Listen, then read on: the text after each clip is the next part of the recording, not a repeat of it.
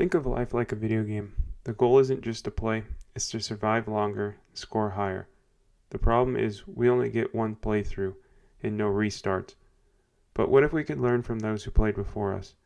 The empires, the investors, the civilizations that rose and fell.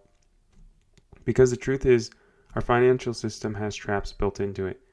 And if you can recognize them, you can avoid the same fate that destroyed Rome, France, even modern nations. Money, like game points, only matters if you use it to level up and not if you hoard it until the system crashes. 2,000 years ago, the Roman Empire built its power on silver, the denarius. It was 95% pure silver, and it had real trust. Every coin carried the promise of an empire that spanned continents.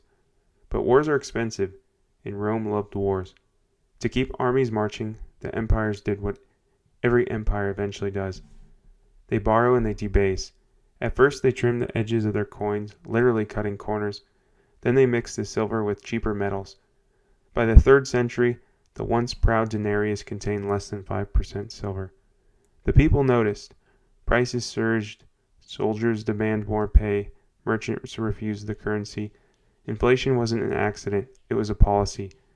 And trust, once lost, never came back. But not everyone suffered. Those who shifted out of the currency and into real value, gold, land, property, and essential goods held their wealth. Farmers, craftsmen, merchants who produced something the empire needed still thrived. The same pattern repeated, just slightly different. Take the Byzantine Empire, for example. And for 1,000 years, they did what Rome could not. They held the line. The secret was a single coin, the gold solidus. It was honest, stable, and trusted from Europe to Asia. For centuries, merchants accepted it without question. But greed is a patient disease. Just buy goods. Wars grew expensive and coffers ran dry. Rulers began to do what rulers do. They tampered with the money. A little copper here, a little less gold there. The weight stayed the same, but the trust did not. And slowly, quietly, the Byzantines repeated Rome's mistake. Their currency, once sacred, became just another promise.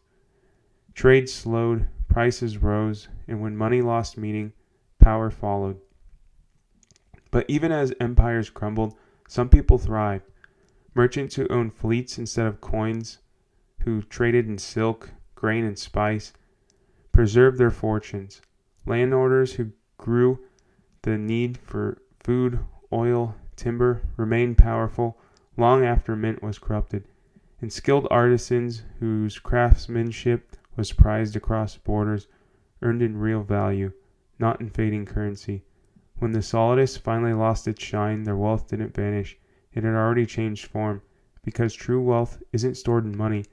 It's stored in what money can't destroy: production, skill, and ownership. Even in collapse, production never lost meaning. Fast forward again, Weimar Germany printed its way out of war debt and into hyperinflation. A loaf of bread cost billions. Savings evaporated, and extremists rose. Zimbabwe repeated it in 2000, printing until the currency collapsed completely. But what about the United States? In 1971, the United States severed the dollar from gold. Since then, every dollar is just a promise. The result? Prices have risen more than sixfold. Wages lagged, debt exploded. Governments now call inflation growth. But make no mistake, it's a tax, a quiet one, a silent siphon that transfers wealth upward. When the state prints, the rich own assets that rise, the poor hold cash that dies. The same game plays on repeat, and we keep falling into the same traps. Trap 1: inflation. It's the silent tax that melts savings. Your grandparents' dollar could buy a week's worth of groceries. Today it buys a coffee. Trap 2: bubbles. Each generation gets a new one. From 1929 to 2008, even to the 2020 COVID bubble. AI could be next. They inflate fast and suck people in, and then money vanishes. Trap 3: debt. The illusion of prosperity. We borrow until we feel rich, but it chains future income to past consumption. These traps aren't random. They're design features. The system works perfectly, just not for you. Now that you've seen behind the curtain, here's the truth. Real wealth survives every cycle. It's never just paper, it's production, skills, and ownership. Own assets governments can't predict, such as land, gold, shares of productive companies. Build skills that can't be inflated away, such as craftsmanship, creativity, and entrepreneurship. And keep liquidity for when panic discounts opportunity. The empire always falls, but those who hold something real, something the emperor can't counterfeit, will rise again.